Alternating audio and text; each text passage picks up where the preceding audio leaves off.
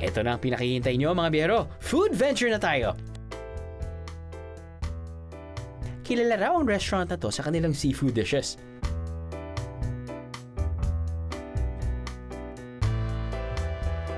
Pero meron din silang specialty na Bicolano dish. Ang tinutungang manok. Kung tutusin, simple lang ang rekado ng ulam to. Manok, mga panggisa, siling haba, gata mula sa tinustang nyog at labong. Unahing iniluto ang gata at saka inilagay iba pang ingredients.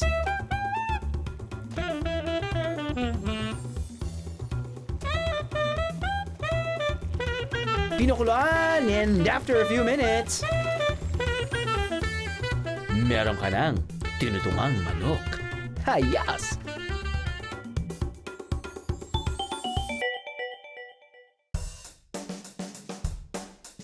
Kakaiba naman ang paghahanda ng sikat na dessert na to sa Tabaco, ang marcasotes.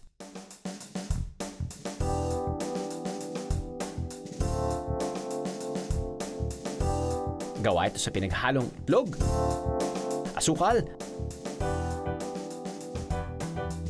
harina, at arnibal.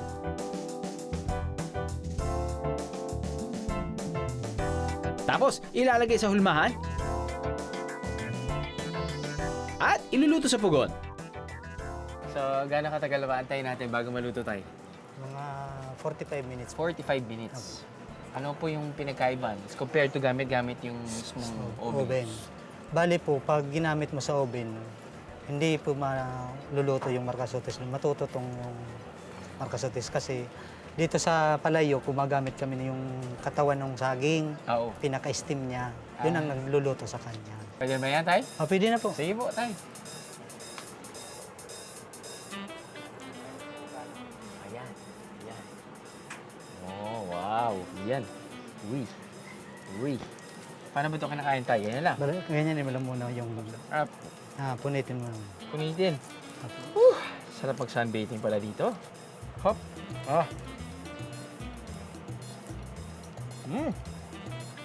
Talaga. Masasarap ang lasa. Hop. Ang good.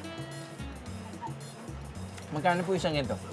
Bali, Ano po may mga sizes din po? meron po. Magkano po yung mga May maliliit po, saka yung yan medium, saka yung malaki? Magkano po yung mga yun? Bali, 10 yung binta ng maliit. Yan, 3, 100. Ano po yung recommended shelf life nito? Siyempre, mas masarap talaga pag bagong luto, kakainin ka Siyempre. agad. Pero marami tayong mga turista dito na galing Manila tapos nung uuwi, magdadala na ng pasalubong. Hanggang 4 na araw po, pwede yan. Pwede 4 na araw. Tapos yun, pag reheat, pwedeng reheat din sa kanilang oven. Pwede. Ay, mas maganda po yung hindi mo na iinitin yun. Ay, yeah. Kasi babago yung lasa niya. Ano ba ganun?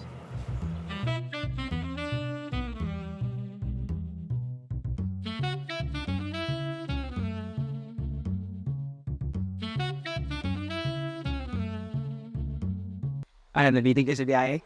God! All you gotta do is just subscribe to the YouTube channel of GMA Public Affairs and you can just watch all the Behind the Drew episodes all day, forever in your life. Let's go! Yeehaw!